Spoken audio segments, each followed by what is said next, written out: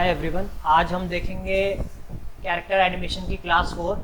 आज का हमारा टॉपिक है कि हम अलग अलग एनिमल्स की वॉक साइकिल्स देखें, रन साइकिल्स देखें, ठीक है। और हम बर्ड्स और स्नेक्स के भी कुछ एग्जांपल देखेंगे कि वो किस तरीके से मूवमेंट करते हैं। बर्ड्स के मूवमेंट को, जैसे बर्ड्स फ्लाई करती हैं तो उसको फ्लाइट कहा जाता है, और स्नेक्स जो हैं वो स्लिदर करते हैं, ठीक है।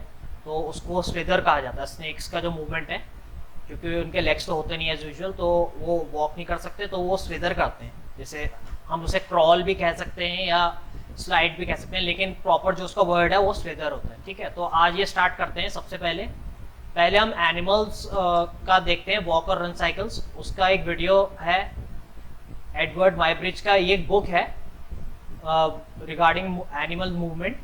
इसमें एनिमल्स के जितने भी मूवमेंट्स हैं उनको ट्रेस करा गया एक तरीके से, उनकी इमेज वाइज फोटोज हैं। तो ये उसी बुक का एक रेफरेंस है। तो इसका एक वीडियो देखते हैं तो हम कुछ समझेंगे एनिमल के वॉक और रन साइकिल्स के बारे में, ठीक है। तो स्टार्ट करते हैं।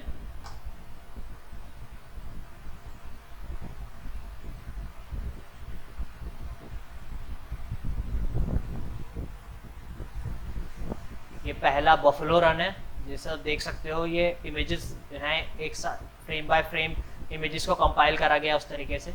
ये बफलो की वॉक है, ठीक है। ये सारे उसी जो मैं बता रहा हूँ एडवर्ड माइब्रिज की जो बुक है उससे लिए गए हैं, ठीक है। ये कैमल का रन है। हर एनिमल के बेसिक्स तो सेम ही होंगे, जो भी क्वाड्रूपेड होगा, जैसे 4 लेग कैरेक्टर, लेकिन थोड़ा डिफरेंस होगा क्योंकि उनकी एनाटॉमी और थोड़ा सा फर्क तो होता ही है, क्योंकि एक कैमल एक बुल की तरह नहीं भागेगा, एक बुल एक कैमल की तरह नहीं भागेगा, तो उस चीज को समझना है। अब जैसे कैट का रन है वो अलग होगा, कैट का वॉक थोड़ा अलग होगा, एलिफेंट का अलग होगा क्योंकि उसका मास बहुत ज्यादा है। आप एलिफेंट का देखोगे तो ह्यूमन से काफी मिलता जुलता है, उसके लेग्स का मूवमेंट यहाँ पे जो आप देख सकते हो, ठीक है। तो इसमें हम यही देख रहे हैं कि हर एनिमल थोड़ा मतलब अपने अपने तरीके से वॉक और रन करता है, ठीक है। हालांकि बेसिक सब सिमिलर ही रहेंगे हमेशा, लेकिन थोड़ा बहुत फर्क होता है उनके एनाटॉमी की वजह से। जैसे ये हॉक का रन है, अब ये हॉक थोड़ा, इसका भी मास है तो ये उस तरीके से रन कर रहा है, ठीक है। तो सिर्फ एनिमल की शेप और साइज की बात नहीं होती, उसका बॉडी मास जो होता है वो भी मायने रखता है कि किस तरीके से होता है, ठीक है। ये आप देख सकते हो अलग अलग एनिमल्स का आ रहा है। ये म्यूल का आ गया आपका, ये वॉक है, ठीक है। ये ऑक्स की वॉक है, नॉर्मल जैसे हम बफलो की उसकी बनाते हैं। तो काफ़ी सारे इसमें बुक में बहुत सारे आपको एनिमल्स के मूवमेंट ऐसे मिलेंगे। ये बुक एक तरीके से आपको मूवमेंट स्टडी नहीं करना, आपको उसको समझना है कि ये मूवमेंट किस तरीके से हो रहा है। यहाँ पे हॉर्स का रन है, ठीक है, या आप इसे गैलप भी कह सकते हो।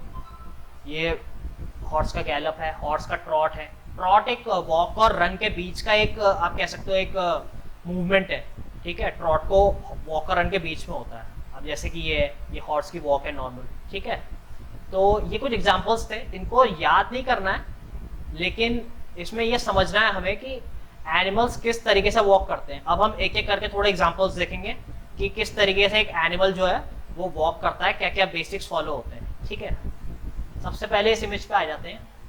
अब यहाँ पे आपको राइट साइड में एक ह्यूमन फिगर का वो दिया गया है। जैसे ह्यूमन के शोल्डर्स, एल्बो और रिस्ट हैं, वैसे ही यहाँ पे डॉग के हिसाब से दिया गया है। ये इसकी शोल्डर है, एल्बोस की यहाँ पे और रिस्ट यहाँ पे, ठीक है। वही चीज यहाँ पे फॉलो करी गई है, शोल्डर, एल्बो, रिस्ट, और ये जैसे ह्यूमन के हैंड या फिंगर्स होंगे, ठीक। वैसे बैक साइड में अगर आ जाएंगे तो ऊपर देखिए एंकल है, पीछे की तरफ, आगे की तरफ नी है, और ये टोज है डॉग के, ठीक है। और ये वाला पार्ट जो है हील है। जैसे ह्यूमंस में भी ये पार्ट जो होता है वो हील होता है। ये नी है, एंकल ये वाला पार्ट है, और ये टोज है बिल्कुल एंड में, ठीक है। तो इसको समझते हैं आप किस तरीके से मूवमेंट होते हैं, बेसिक मूवमेंट्स। सबसे पहले तो इस एग्जांपल पे आ जाते हैं, ठीक है।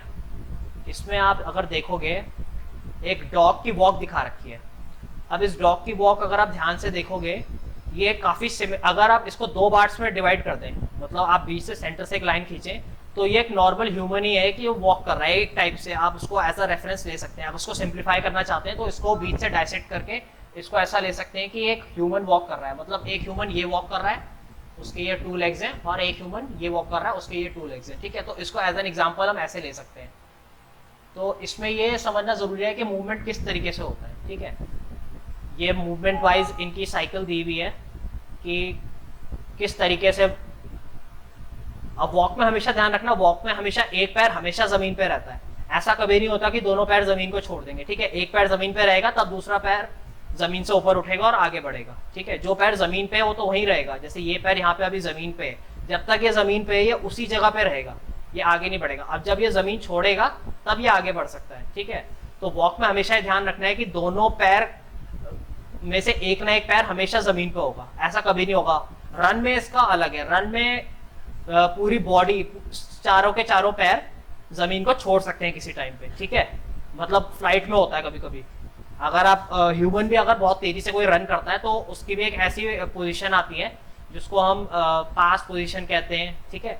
तो उसमें क्या होता है कि ह्यूमन की ना पूरी बॉडी मतलब ग्राउंड से कांटेक्ट होता ही नहीं है, एक पोजीशन वो भी आती है, वो अभी हम देखेंगे आगे। वही चीज यहाँ पे क्वाड्रूपेड की रन में भी आएगी, तो उस चीज को भी देखेंगे, ठीक है। तो ये बेसिक एक एग्जांपल है वॉक का, कि वॉक एक 4 लेग क्रीचर की किस तरीके की होती है। डॉग्स की इस तरीके से हो सकता है, अगर आप टाइगर की वॉक बनाओ तो एज एन एग्जांपल इसको ले सकते हो, लेकिन कुछ ऐसे एट्रीब्यूट्स होंगे टाइगर के उसके मास की वजह से और उसकी बॉडी फिजिक की वजह से कि वो थोड़ी सी डिफरेंट होगी, तो उसके लिए हमें रियल लाइफ रेफरेंस स्टडी करना पड़ेगा, ठीक। तो चलते हैं आगे। अब यहाँ पे डॉग का एक रन दे रखा है, अब इस डॉग रन को ध्यान से देखिएगा। रन थोड़ा सा कॉम्प्लिकेटेड है क्योंकि उसमें ज्यादा एक्सट्रीम पोजेस बनती हैं, लेकिन अगर आप एक बार समझ जाएंगे तो कोई कंफ्यूजन नहीं होगी। अब यहाँ पे आप देख सकते हैं कि ये पैर जमीन पे है, पीछे वाला जो ब्लू कलर में हो रखा है, ये वाला हवा में, और पूरी बॉडी आगे की तरफ खिसक रही है, ठीक है। ये जो लेग्स है पीछे के, ये आगे आते जा रहे हैं धीरे धीरे, और जो नीचे के पैर हैं वो हवा में उठते जा रहे हैं धीरे धीरे। वैसे ही यहाँ पे ये देखिए, यहाँ पे सिर्फ एक पैर कांटेक्ट में है और पूरी बॉडी हवा में है, ठीक है। यहाँ पे एक पोज और बन सकती है जो कि यहाँ पे इसने बनाई नहीं हुई है, लेकिन आप डिपेंड करता है, अगर आप बनाना चाहते हैं तो बना सकते हैं। एक पोज यहाँ पे बीच में आएगी इस एरिया में कि उसमें चारों के चारों पैर हवा में होंगे, ठीक है। कोई भी पैर सरफेस से कांटेक्ट में नहीं होगा, यहाँ पे वो एक पोज आ सकती है। वो डिपेंड करता है आप कितने डिटेल में एनिमेशन कर रहे हो, ठीक है। क्योंकि एनिमेशन हमें पता है कि हम पोज वाइज ही बनाते हैं, जो वॉक और जो रन होते हैं वो हम पोज बाय पोज ही बनाते हैं, ठीक है। तो यहाँ पे आप देखो, अब आगे के दोनों पैरों ने लैंड, इस वाले पैर ने लैंड कर लिया है और पीछे के दोनों पैर आगे बढ़ रहे हैं। तो ये कुछ बाद में स्टडी करेंगे जब इनको हम एनिमेट करेंगे कि किस तरीके से ये मूवमेंट होते हैं एक्चुअली, ठीक है। मतलब इसका कि लोकोमोशन में किस तरीके से यूज होता है कि कैरेक्टर को हम आगे बढ़ा सकें, जो बिलीवेबल लगे, ऐसा ना लगे कि हम जबरदस्ती आगे बढ़ा रहे हैं, वो मूवमेंट नेचुरल लगना चाहिए, ठीक है। कार्टून एनिमेशन भी जो होता है वो नेचुरल मूवमेंट को ही वो एक्सैजरेट करा जाता है, ओवर द टॉप ले जाया जाता है, तब वो कार्टूनिश एनिमेशन बनता है। उसका बेस जो है वो ओरिजिनल रियल लाइफ, आपका रियल लाइफ के मूवमेंट्स है सारे, ठीक है। तो इस चीज को ध्यान रखना।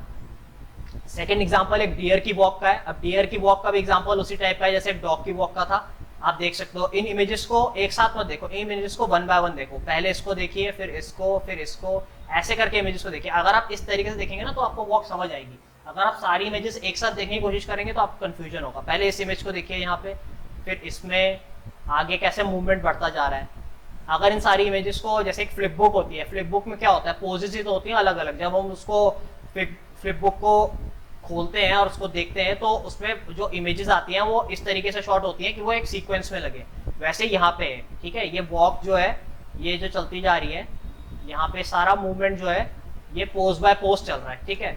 ये डिपेंड करता है, कुछ पोजें हम स्किप भी कर सकते हैं, कुछ एक्स्ट्रा पोजेस हम डाल भी सकते हैं एनिमेशन में, ठीक है। जैसे मैंने अभी पिछले वाले एग्जांपल में बताया था कि वहाँ पे एक पोज ऐसी होगी जहाँ पे चारों के चारों लेग्स हवा में होंगे, तो वो वहाँ पे पोज नहीं है, लेकिन हम वो डाल सकते हैं अगर हम ज्यादा डिटेल में एनिमेशन करना चाहते हैं या हमारे सीन की रिक्वायरमेंट ऐसी है, ठीक है।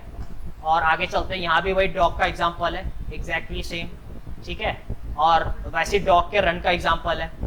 वैसे ही आप देख सकते हैं मूवमेंट का जो लोकोमोशन का जो बेसिक्स है वो सेम रहेगा, ठीक है। ऐसा नहीं होगा कि कोई कैरेक्टर मतलब कोई डॉग जो है वो बहुत ही अलग तरीके से दौड़ेगा और एलिफेंट बहुत ही ज्यादा अलग तरीके से दौड़ेगा। जो बेसिक मूवमेंट होगा ना वो एक तरीके से वो सेम होगा, बाकी लेकिन कुछ उनके बॉडी मास, उनका बॉडी स्ट्रक्चर, उनकी फिजिक के हिसाब से मूवमेंट्स चेंज होते रहते हैं, ठीक है। क्योंकि कहते हैं कि जितने भी लिविंग बींग्स होते हैं वो अडेप्टेबल होते हैं, ठीक है। एक डॉग की तरह दौड़ेगा, ठीक है। एक हॉर्सी की तरह दौड़ेगा। एक कैट हो गया तो कैट का जो रन होगा वो मतलब उसी का तरीका होगा, वो किसी का वो नहीं होगा। तो हर उसमें थोड़ा थोड़ा वेरिएशन होता है, लेकिन बेसिक सबके सेम है। ठीक, यहाँ पे भी एक डॉग का एग्जांपल है एज सिमिलर। ऐसे ही आपके बहुत एग्जांपल हो सकते हैं। अब यहाँ पे रन का एग्जांपल आ जाता है, ठीक है, रन का एग्जांपल यहाँ पे आ गया, ये हॉर्स का रन है। अब इसको भी अगर हम देखें, इसको इस तरीके से देखना आपको, ये पहली पोज है, ये दूसरी, ये तीसरी, ठीक है, 1 2 3 4 5 6 7 8 9 10 11 12। ये रन भी उसी टाइप का है जैसे हमने डॉग का रन देखा था, कुछ उसी टाइप का है, बेसिक्स वही सिमिलर फॉलो हो रहे हैं, ठीक है। और ये हो गया एनिमल्स के बेसिक्स, ठीक है, ये डॉग का है, एनिमल के बेसिक्स ये हैं। और अब चलते हैं बर्ड्स के ऊपर। बर्ड्स की जो फ्लाइट साइकिल होती है वो किस तरीके की होती है, तो बर्ड्स की फ्लाइट साइकिल का एग्जांपल देख लेते हैं। और बर्ड्स का एग्जांपल यहाँ पे देख सकते हैं, सिंपल सी इमेज है कि बर्ड्स के जो फेदर्स होते हैं वो किस तरीके से मूवमेंट करते हैं फ्लाइट के लिए, ठीक है। तो सबसे टॉप में है, फिर धीरे धीरे वो नीचे आते हैं। अब यहाँ पे इस पोज का ध्यान रखिएगा, सबसे मेन पोज यहाँ पे ये है, जो एक कहते हैं ना ट्रांजिशन पोज है, ये बीच की पोज है। विंग सबसे ऊपर पोजीशन में और सबसे नीचे पोजीशन में यहाँ पे, ये इसकी सबसे मिड पोज है एक तरीके से आप कह सकते हैं। तो इसमें ध्यान से देखिएगा कि कुछ हिस्सा तो बर्ड के विंग्स का बिल्कुल नीचे आ गया, लेकिन कुछ हिस्सा अभी भी ऊपर की तरफ है, ठीक है। तो कोई भी चीज एक बार में, जैसे हम कहते हैं फॉलो थ्रू और ओवरलैपिंग, कोई भी चीज एक बार में पूरा मूवमेंट नहीं लेती, उसको थोड़ा टाइम लगता है। वैसे यहाँ पे देखिए, वन बाय वन इनको देखते जाए कि ये फेदर्स नीचे आ रहे हैं, ठीक है, नीचे आ रहे हैं, नीचे से अब ये ऊपर आ रहे हैं। ऊपर भी देखिए यहाँ पे ऊपर आए और कुछ हिस्सा अभी भी नीचे है, फिर जब वो हिस्सा ऊपर जा रहा है तो धीरे धीरे वो हिस्सा भी ऊपर चला गया। तो इसको इस तरीके से समझना है। ये भी एक एग्जांपल है, एक ईगल का एग्जांपल है, ऐसा कार्टून एग्जांपल है, लेकिन स्टडी करने के लिए ये भी ठीक है क्योंकि बेसिक्स वही है इसमें भी। अगर आप ध्यान से देखोगे तो सारे बेसिक्स वही हैं। यहाँ पे जैसे मैंने पोज के लिए कहा था, ट्रांजिशन पोज जो है मिड पोज।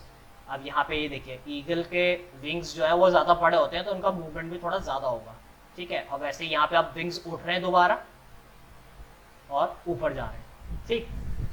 तो बर्ड को फ्लाइट लेने के लिए बर्ड को एक चीज ध्यान रखनी है कि बर्ड सिर्फ फ्लाइट ही नहीं लेती, बर्ड आगे मूव भी करती है, ठीक है। एयर में उसका मूवमेंट भी होता है, वो सिर्फ उड़ ही नहीं रही है, वो आगे मूवमेंट भी कर रही है उस डायरेक्शन में। तो ये विंग्स कुछ इस तरीके से चलते हैं, ये सिर्फ ऊपर नीचे फ्लैप नहीं होते, ये थोड़ा एंगुलर फ्लैप होते हैं, ठीक है। अगर आप ध्यान दोगे कि विंग्स ना थोड़ा एंगुलर की तरफ फ्लैप होते हैं, मतलब ये जो हिस्सा है ना ये आपका बैकवर्ड्स होगा, और जब ये विंग्स आ रहे हैं ना तो ये बिल्कुल स्ट्रेट ऐसे नहीं आते, ये थोड़े से डायगोनल उसमें आते हैं, ठीक है। तो इससे बर्ड को फ्लाइट भी मिलती है और वो आगे का मूवमेंट भी कंटिन्यू कर पाती है। अगर बर्ड एक ही जगह पे हॉवर कर रही है, कह सकते हो आप, ठीक है, एक ही जगह पे ऑलमोस्ट हवा में, तो उसके जो ये मूवमेंट होगा इसमें यहाँ पे विंग्स जो है स्ट्रेट होंगे। तो इस चीज को हमें ध्यान रखना है कि किस तरीके से होती है। अब एग्जाम्पल ले लेते हैं, जैसे और किसी एनिमल का हम देख सकते हैं। यहाँ पे हमने ईगल का देख लिया कि किस तरीके से इसका फ्लाइट होगी ईगल की। अब एक मूवमेंट देखते हैं कि स्नेक किस तरीके से मूव करता है, ठीक है। स्नेक उसको मूवमेंट को स्लिदर कहते हैं, SLITHER, स्लिदर, ठीक है। तो एक एग्जांपल उसका भी देख लेते हैं। यहाँ पे आपका, अगर हम यहाँ पे जाएं,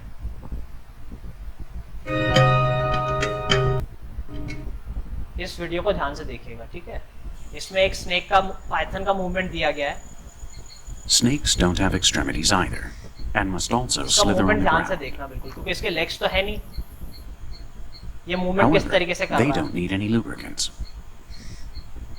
They don't slide and don't suffer friction damage. Hard, polished skin. Their scales protect them from friction and are a part of their way of moving. The scales also prevent the snake from falling back when it's climbing. Over muddy or loose terrains where wheels would get stuck, caterpillar traction works perfectly. ठीक है, तो ये एक basic example था। Snake का slither cycle बनेगी। अगर snake का मूवमेंट बनाएंगे तो उसको स्लिदर साइकिल कहा जाएगा, ठीक है, अगर हम टेक्निकली सही टर्म्स में बात करें तो स्नेक का मूवमेंट आपने देखा, वो एक वेव की तरह मूवमेंट होता है। जो स्नेक का एक मूवमेंट होता है वो एक वेव की तरह होता है, ठीक है।